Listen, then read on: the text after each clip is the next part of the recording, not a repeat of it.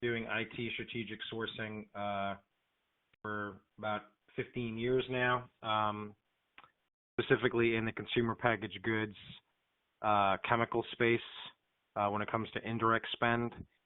For myself, I've been doing supply chain in general for about 22 years. I've worked companies such as Colgate, Palmolive, Philip Morris, Cadbury, Schweppes in the past.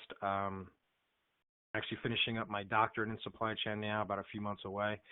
And I also adjunct teach at Rutgers University and Monmouth University in supply chain. As far as the IT piece, that's a current major category of mine under my purview and has been for a while in different roles.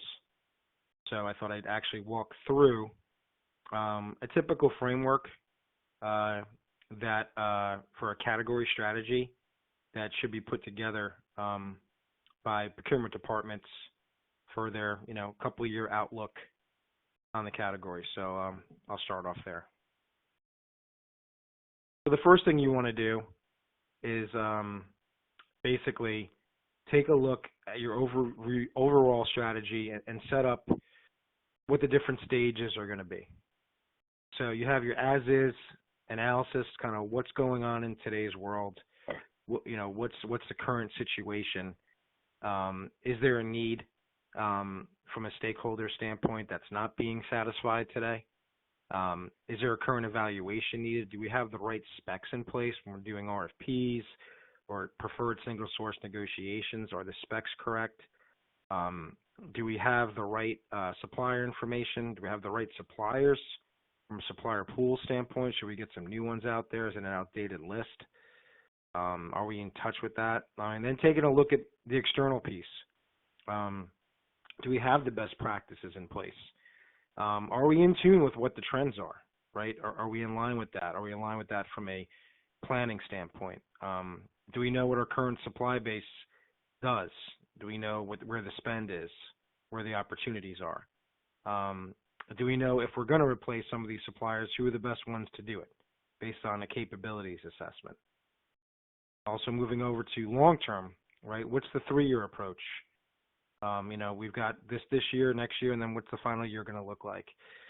We need to start engaging suppliers, start engaging stakeholders, making sure they're in tune with our plan, that from a procurement standpoint, that it matches up with their plan, right? Make sure that's set up front so that you don't have to tweak anything later.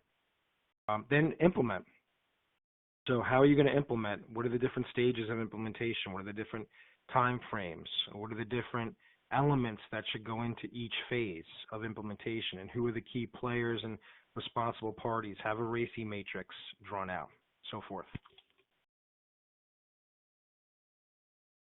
Taking a look at it from a phased approach, and basically this was looking to 2017 on, but it's really taking a look at it from a stabilization approach. So you might be in a situation, excuse me, where you're trying to stabilize what could be kind of a rocky situation, where you might have some turnover within the IT organization. There could be a change of the head of the department and some other key positions. So how do you stabilize with something that could be in a troubled situation? Like I said, it could be building a new IT team.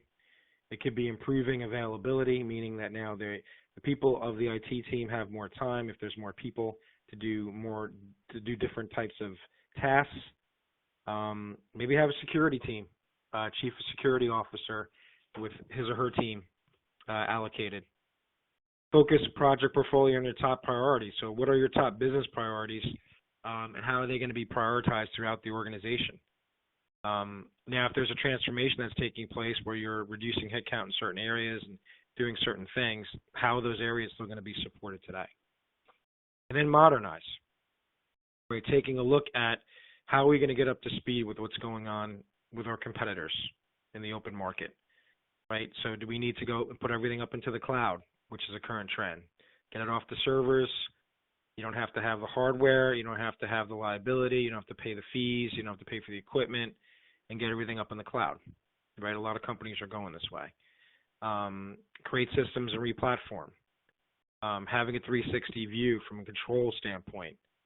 Having optimization in place, right? So how are you going to make sure that you're getting the most out of your supply chain from your suppliers? How are you going to have the right reporting, right? As far as what's coming back from a reporting standpoint, from data analytics. What are you looking at? And is that reporting consolidated, right? Is it on one platform? Is it easy to press a button and see all the reporting and the data analytics? Expand that, go to 2020 plus. At that point, you're going to continue to innovate, continue to expand, right? And then basically redo the process all over again. If you started sourcing in 2017 with a wave approach, in 2020, you might have to resource some suppliers that were on a 3-year agreement. So at that point, it's business process transformation. It's continuing to get new suppliers in, continuing to grow the business by putting the right suppliers in the right strategic situations. Creative systems modernization. Do you have the right systems in place, the right software?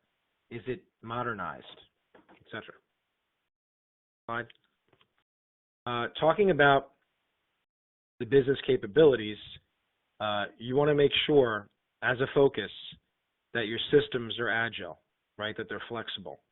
We talked about the supply chain optimization, the 360 view, and the data, but also rapid M&A integration. So a lot of companies are acquiring. They're in acquiring mode. They're buying maybe 10% of their revenue a year. Maybe that's a plan and acquisition. Maybe their goal is to get acquired in a couple of years, so they want to build up their net revenue.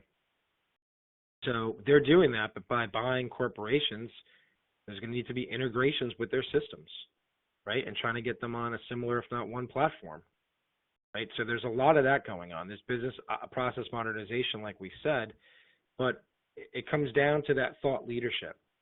So what are you going to use to drive your company into the next generation to be not even with, but ahead of your competition? You want to have an executive summary. So you want to be able to say, well, this is our IT strategy, right? And this is a sample, right? It's 3-pronged. It's stable. It's to stabilize, modernize, and expand during this 3-year period. Having infrastructure viability, end user, IT, end-to-end accountability, and having that solution delivered in a flexible manner.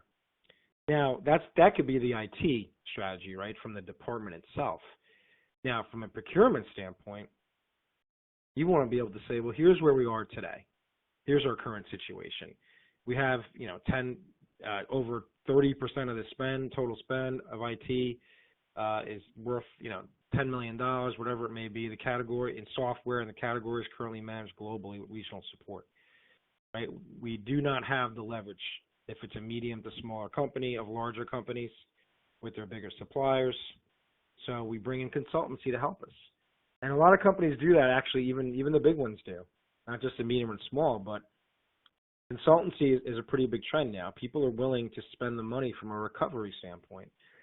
If you go to a consultant and between management fees, they're saying, hey, it's going to cost us $30,000 to do this project, but your spend is $4 million, and we think we can give you a return on investment of 10% on the $4 million, you're saying, okay, cost benefit analysis in my head, $400,000 versus $30,000.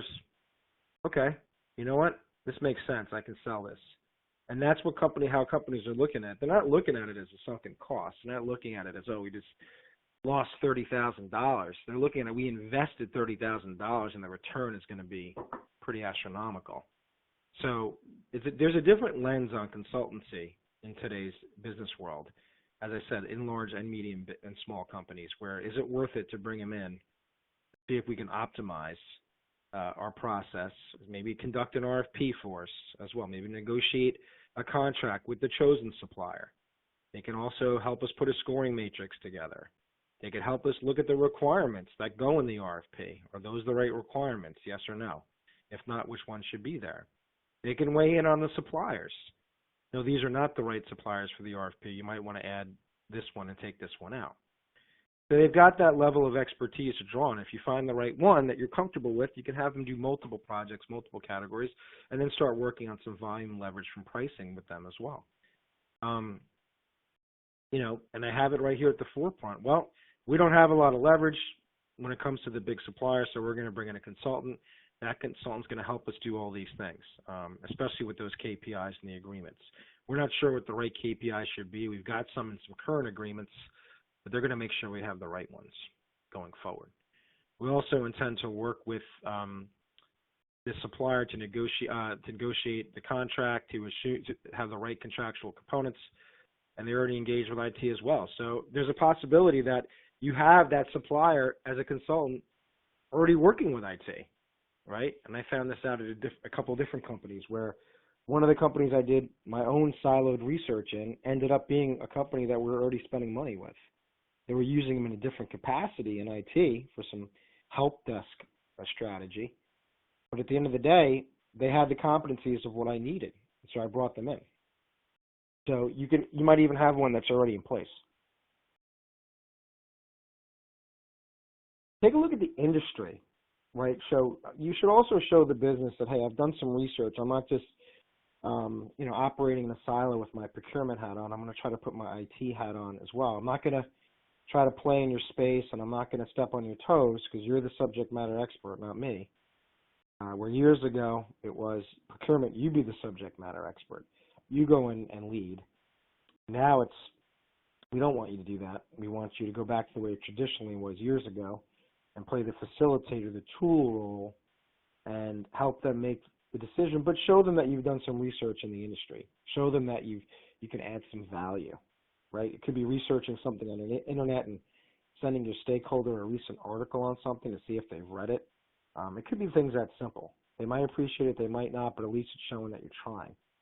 So I think having an industry review recap is a great thing to put in front of the business, and I've done it many times, where you could actually say, oh, I spoke to some of the top, or a top consultant, whether it's Gartner or whoever it may be, Forrester, any of the big ones out there, and this is kind of where they feel it's at, where the management differs from IT strategic sourcing when it comes to credibility, what strategic sourcing professionals have created for themselves over the years.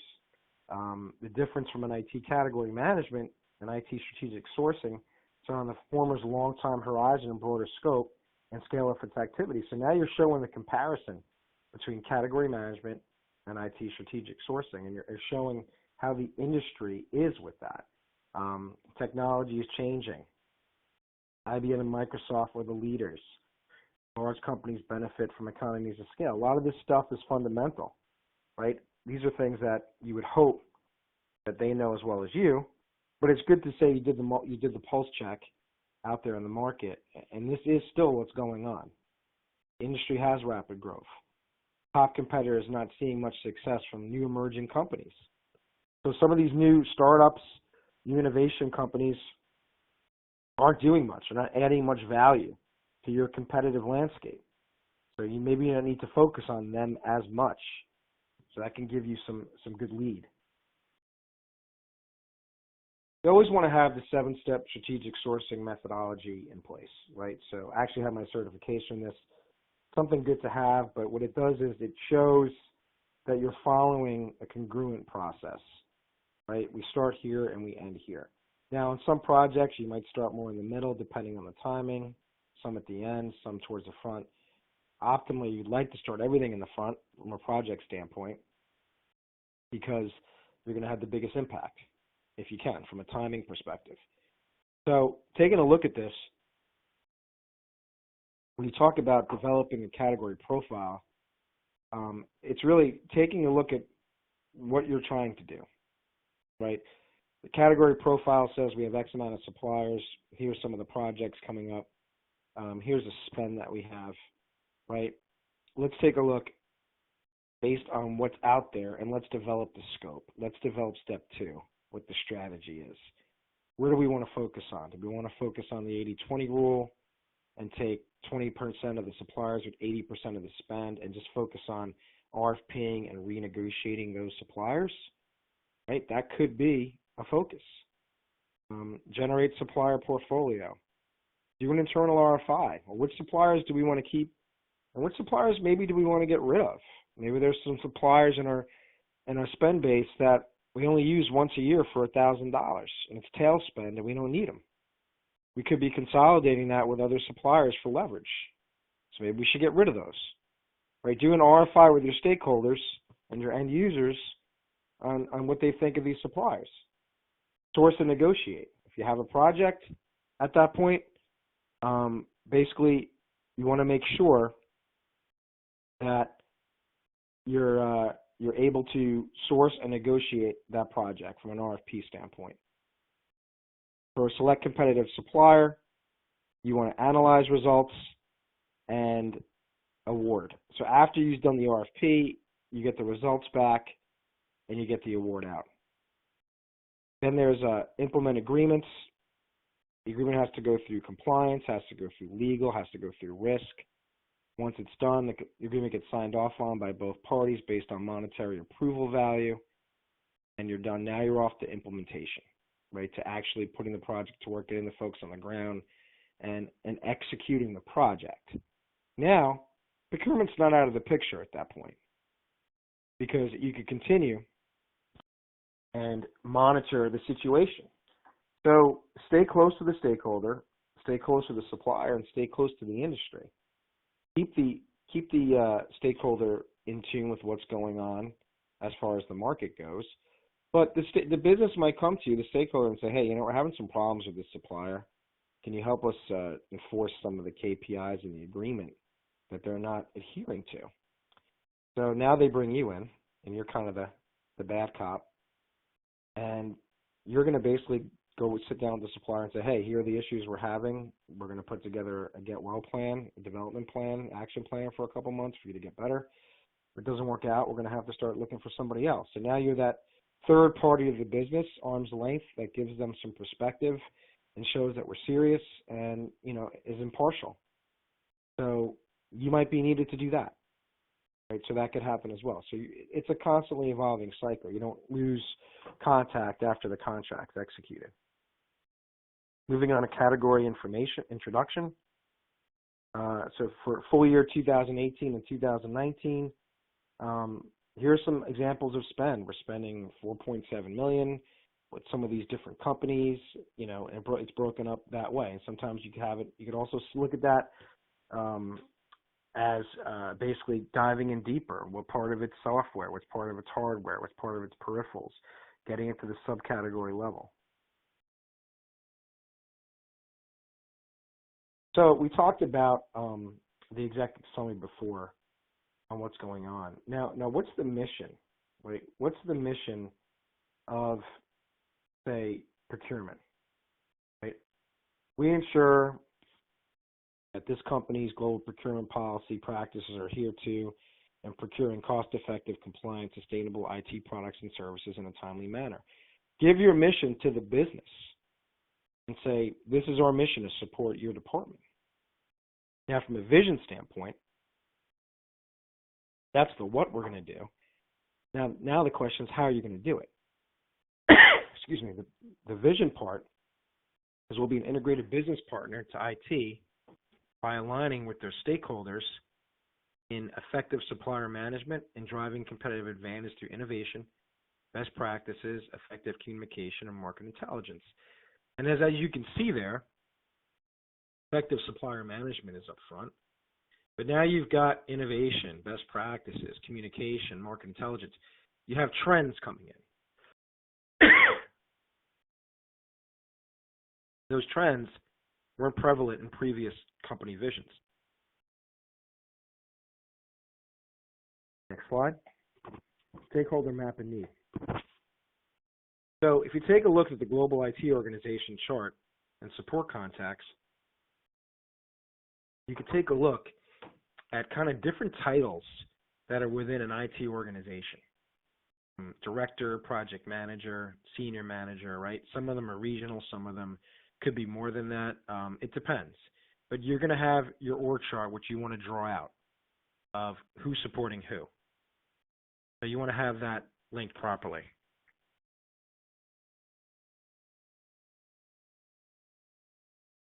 The next slide is talking about global procurement contribution to success. So you want to be able to talk about how it's working for success. Service management is followed by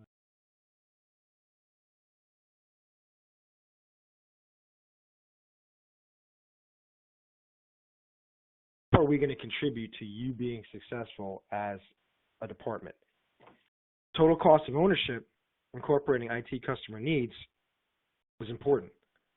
Right? What are your goals? How are we going to help you support your goals? And how are we going to help you combat different market conditions? We talked about the consultancy piece and bringing that in. And there's advice based on supplier consolidation based on spend analysis review. Well, you come to them with a recommendation.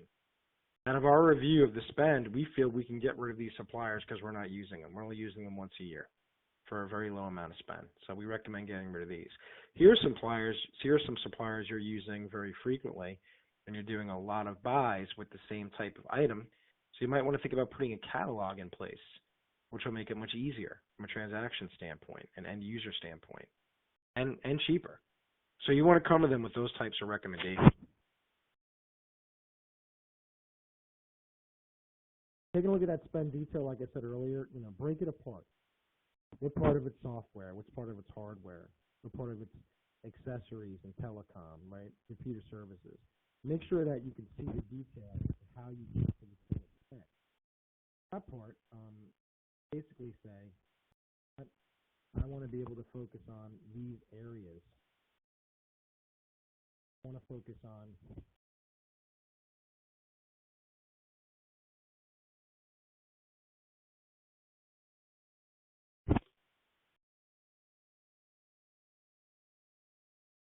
we're going to move on.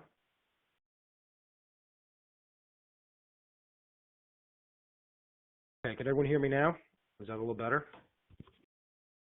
Someone just complained they couldn't hear me, so okay, good. Supplier cost assessment. So, taking a look at supplier cost assessment, you take a look at the model. Right? So you've got the model and how it goes into internal and external factors. So taking a look at the internal factors, when you have the project phases and efforts on phase factor, that's going to cascade down into your cost utilization and dedicated resource management. And when you talk about external, and you could say you've got communication as a factor, now it cascades down into language and project tracking. Right? So you start off with your IT on how you're going to outsource what you want to outsource. That's really what this model is, and how you're breaking that out into internal and external as far as the different steps that need to take place and the different areas that need to be covered. That's how you want to look at this model. Now, there's different levers as well, or levers they're called. You have process automation, which is taking out as many low tasks as you can, reducing headcount where you can reduce it, and automating as much as you can. Compliance and regulation, making sure you have the right records in place. You know where they are. You know that they're complete, and you know that they're up to date and accurate. Process segregation, how you're dividing up the process into different components that make sense, right? If there's redundancies, are they being eliminated? Are you looking at that process? Does it still apply, right? And from a compliance standpoint, which leads into that. Low-cost sourcing, right? Maybe there's a way to outsource as well, to have somebody do some sourcing for you, which can save you 30%. It could be a service provider. Taking this into account, that's got a better reach in a certain country that you don't have today, and better relationships with the local suppliers that can help you. So it's something that needs to be looked at. There's different types of determinants as well. So if we're taking a look at buyer maturity, you've got outcome, transaction-based, fixed price, time and material. From a buyer maturity standpoint, the buyer with the high maturity will be able to define the performance matrix to measure the outcome. From a time and material standpoint, that buyer knows the resources and skills are required to have the visibility of the costs involved. The one you really want to take a look at, and I focus on this page, is the supplier-buyer relation. Right? So take a look at the outcome. You sign mostly with the strategic partners who understand the buyer's landscape. Now, if that's the way that you're going to go, if that's lined up with your category strategy, then yes. If you're going strictly strategic, then that's the way you're going to go. As far as transaction-based, the companies with that standardized transaction-intensive, demand-driven business processes, that's a requirement, right? That's a determinant. Those companies have to have those capabilities. When it comes to the fixed price, the buyers choose the model when engaging with a new supplier to examine the work initially. So that's the measure of success that they use, is putting the supplier through the model. From a time and material standpoint, irrespective of a new supplier or a mature buyer who understands the scope clearly can opt for time and material pricing. So it depends. You might opt for a different type of pricing. It could be time and material. It could be fixed, dependent on the experience levels, depending on the situation, right? There's a bunch of different mitigating factors. Today's buying process. This is really important. So what are we doing today from a buying standpoint? How is it being done for the organization as a whole? Global and regional, that means it's more of a hybrid approach. It's more split between global and regional from that perspective. If it's global projects or more than one region originate out of this, it depends. What are they? Where are your global projects? Anytime that a project is more than one region, it could be Latin America plus North America, it's automatically considered global at that point. This has to be more than one region in order to get that leverage. Regional products go through regional contacts for procurement. Well, this is strictly a regional approach, right? It's not center-led. It's coming from the regions and going through procurement. In my experience, I've seen it all from different ways, and the global and regional structure for the business is the best way to go. If you could have something that's center-led, okay, from a category standpoint, where you have more than one region, there's a headquarters contact who's running the category, running the projects. That person can't just jam a global supplier to support the entire world, but that global supplier can maybe support more than one region. You're not going to want to put suppliers in places they don't belong, try to fit a square peg in a round hole. You're going to want to put suppliers where they do belong and if there's a need. And if you can get countries and suppliers to do consolidated reporting on one platform as much as possible, so anytime you want any data or information, all you got to do is press a button and not talk to finance for 3 months to get the answer, then you want to go this direction. You want to try to get as many countries and regions on one supplier as much as you can. If you can't, that's understandable too, but the effort should be there to have as much consolidation as you can, not just from the leverage volume and the pricing standpoint, but I'm going for the compliance piece, the reporting piece, how you can get better reporting than you have today. Because big data is where it's going to be in the future. And from an artificial intelligence standpoint and a robotics of reporting standpoint, big data is necessary for that. And if you don't know your data and have the right data to communicate, you're not going to be able to do the right projections and outcomes. Category overview. Take a look at your team. So who's on your team, right? From a procurement perspective, you've got representatives from each region. Make sure their names and titles are listed. What regions do they support? Maybe it's site-specific. Maybe some of the procurement folks support site-specific territories and spend areas. Now, there's a global area as well. So who are your global team members that are close to headquarters, maybe, or at headquarters of supply chain? Right? What are they supporting as far as categories? Make sure that's listed as well. You're giving the IT business a view of how you're set up regionally and globally as a department. So they know that, hey, you know what? I've got other people to turn to. If something happens to this person and not around in EME, and my global person's on vacation and his boss is out and all these things happen, there's other people here I can go to without having to try to dissect an org chart online.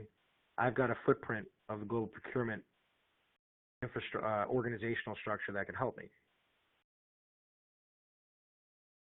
Taking a look at the category overview, you basically want to see where your spending share is by region. Where are you spending that money? Right? Where is going to be the biggest focus area for you?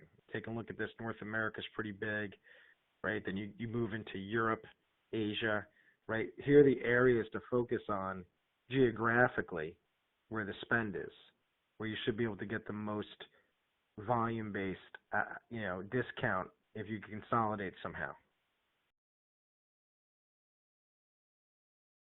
Taking a look at a maturity map, you really want to see, okay, if you're looking at maturities that are countries that are highly mature, you know that they're developed for these countries, they're established as far as service providers and contracts that are in place.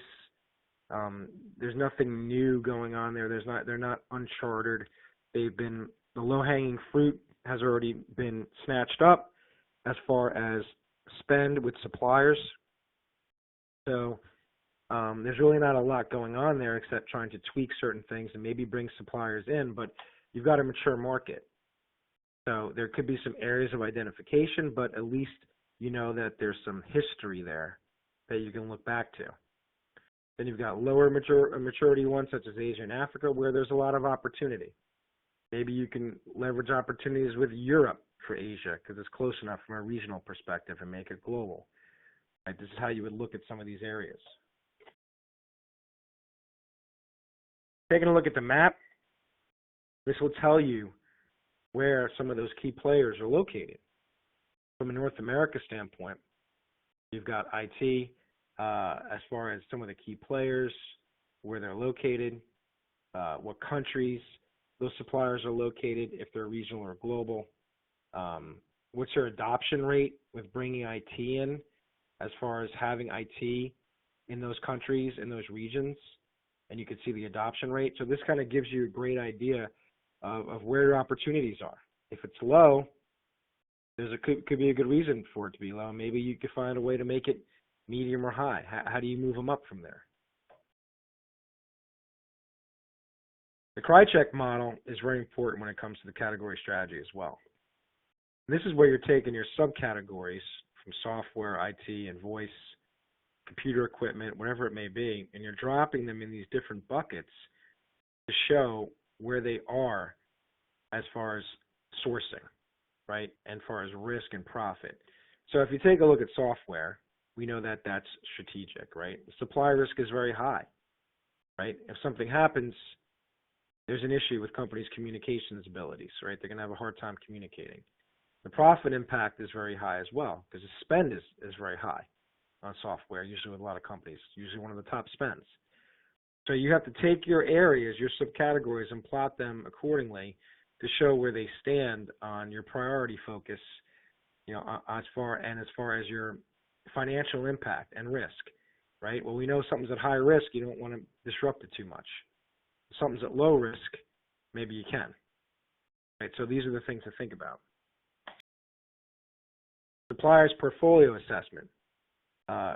So basically, what are you looking at with the suppliers as far as having your leverage? If you've got the Microsofts and the SAPs, you might not be able to negotiate with them, but you might be able to find that consultant that can, right? Because they have the spending power that you don't have. They have the relationships that you don't have, right? If it's a consortia type company that has a lot of different clients that use these suppliers, maybe they can leverage off other clients' spend to get you a better price as well. That's another way. Look into that integrated model, that consortium model as well.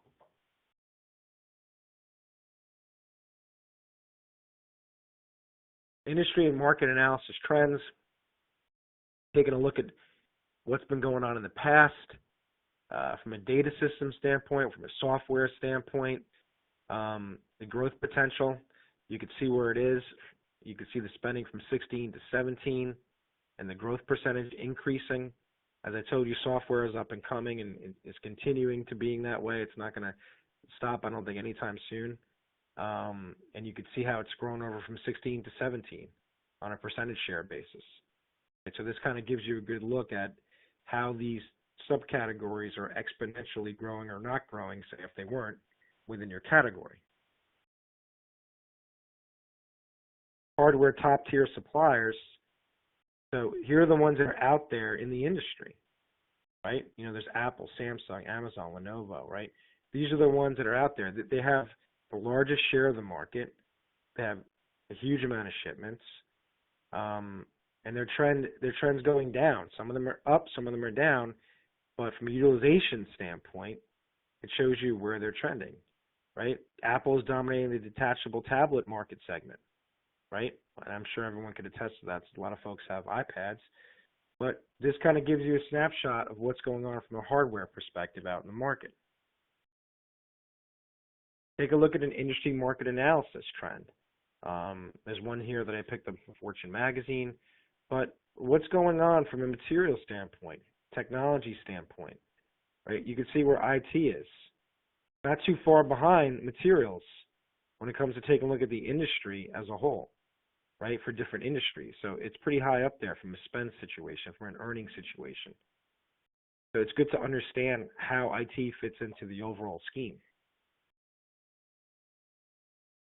Broader industry and market analysis trends. From a market landscape, bring your own device, BYOD, is where a lot of companies are trending. They don't want to pay for companies to have a cell phone, employees to have a cell phone anymore, and they don't want to deal with the accountability.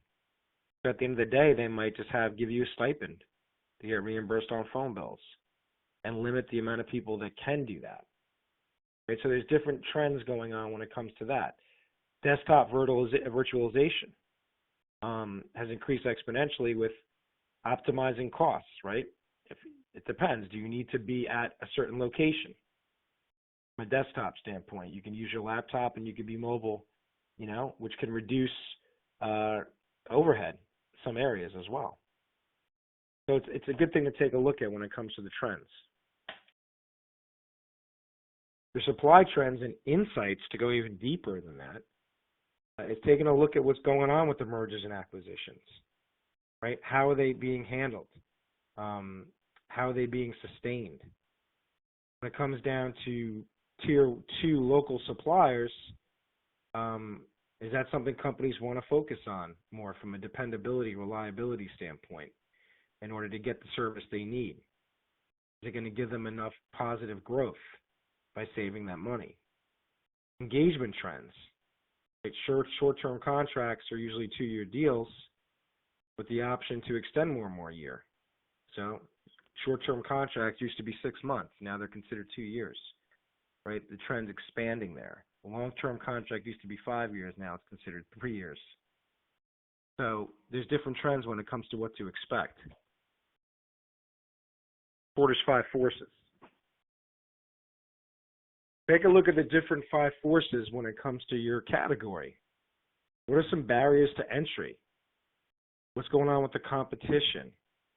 What's some of the bargaining power of the buyers, right? As far as where are they going to be leveraging? What are consumers willing to pay extra for? What's some of the bargaining powers from the supplier's perspective? What can they leverage from their side, from a relationship standpoint? Maybe they're able to leverage more. That's something that has to be looked at. What's the pressure from the substitute products? Your competitors, for your brand, for your SKU, what are the competitors doing? Right? What's on their mind? What's on their priority list? What about the rivalry among suppliers? What's going on with suppliers that are 2 or 3 in the space and battling each other? What are some of the key takeaways there?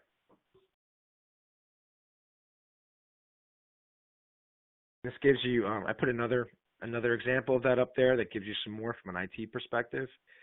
But this dives a little bit deeper too. It gives you some more detail on if you really get into it. But this is something that just shows different percentages, different rates, different citations from labor statistics. And you can get into some serious detail with this.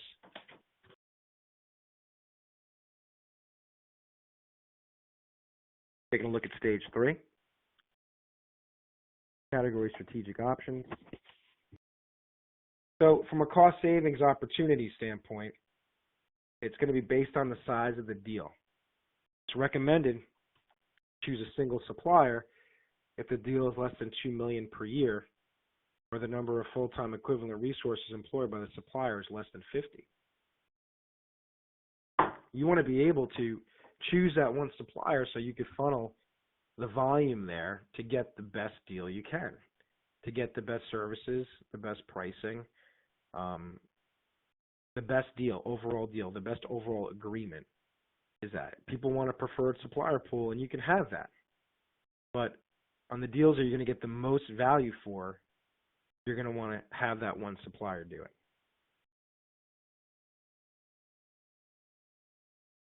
There's some benefits and challenges when it comes to some of the strategic options. Multi-vendor engagement, an adequate level of vendor competition. You want to have at least 3 suppliers in a competitive bid.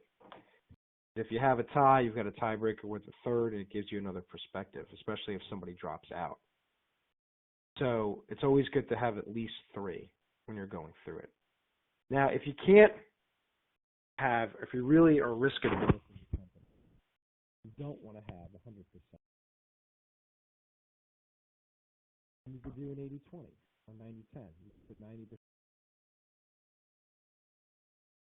90%. This way you have a preferred supplier. It does go along with suppliers. You to move in at a moment's notice. Category strategy. So there's a couple things you could do. The start approach is stay as it is, comfort. Right? What's happening today is working. Let's not fix it because it's not broken.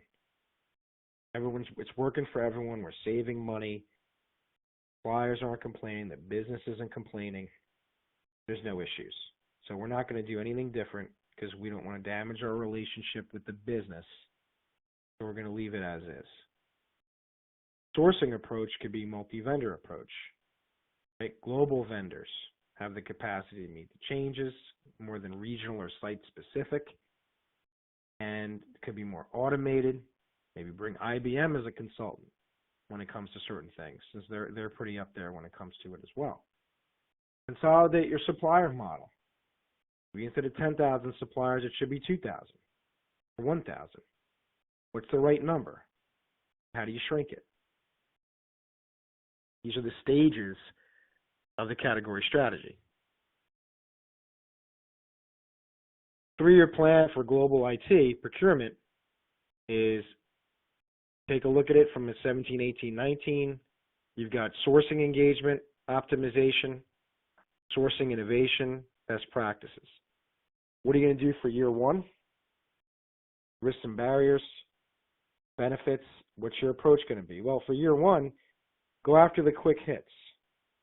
Go after the low-hanging fruit where you can get the most impact, less risk, right, and easier success. From a sourcing innovation standpoint, well, maybe we could bring in some new technology that we didn't have before. Maybe we could take a look at putting together a new supplier pool than the one we had with some new suppliers that are out there. Maybe look at SRM. Everyone talks about it, but let's actually try to do it. And IBM consultancy again. Well, let's have a consultancy basically proofread everything we're trying to do here. Give us that level of credibility so we can go back to the business and say, hey, by the way, this category strategy that we have and all these things we want to do, IBM bought off on it, or Hackett bought off on it. In fact, they added a couple things, or they said it was fine, but here it is. So you've got their seal of approval. So that gives you more credibility with the business than if you were doing it on your own. And then from a benchmark standpoint, take a look at what's going on in the marketplace. Is your strategy in line with what's going on with theirs? Are you working on the same types of projects? Are you looking at innovation the same way? Are you not where you need to be when it comes to implementing or piloting robotics and artificial intelligence? Have you not tried anything like that yet? Are you far behind already when it comes to that? Make sure you're up to speed on that as a company. Taking a look at your steering committee, you need to know who's going to be responsible and accountable, right? From a RACI model, you've got your core team, your extended team, your key stakeholders. going all the way up to the sponsor, right? For who's the executive sponsor, who's either a board of director member or somebody right below the CEO level who's going to be endorsing this strategy, who's going to say, I also approve of everything they're doing for this category strategy over the next 3 years. I'm supporting the major initiatives that have my name on it that could be zero-based, and I'm in full agreement. I've reviewed everything. It works for me. It all stops with me if something goes wrong. You need to have somebody willing to do that at that level for the ultimate top-level support. And if there's ever initiatives that come up that are high priority under the category, that person has to be willing to put his or her name on it when it comes to ultimate escalation and when it comes to communication. You want an executive sponsor communicating updates on a category other than someone else. It's going to mean more coming from the desk of one of the executives. People might read it. They might listen to it. So it's something that's necessary.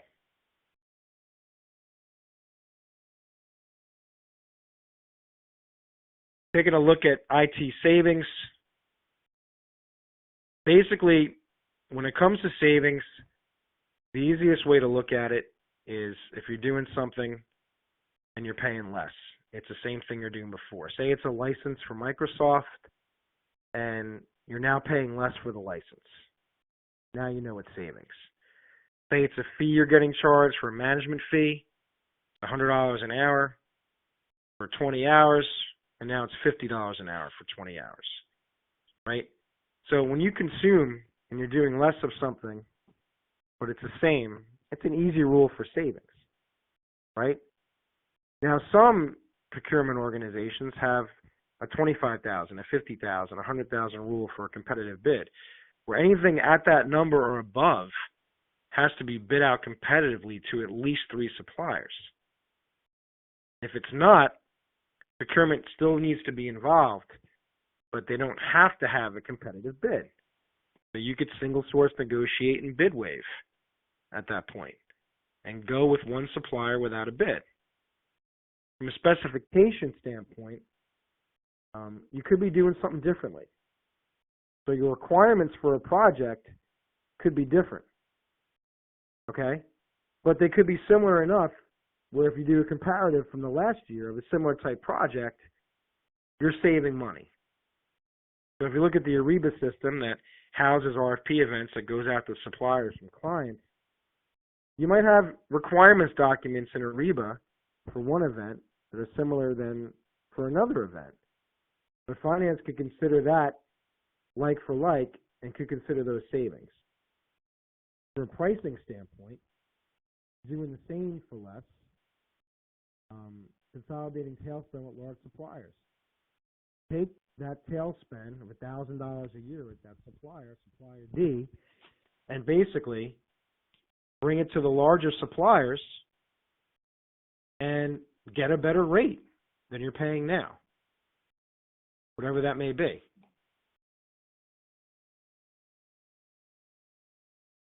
So there's a value cost risk model to look at as well.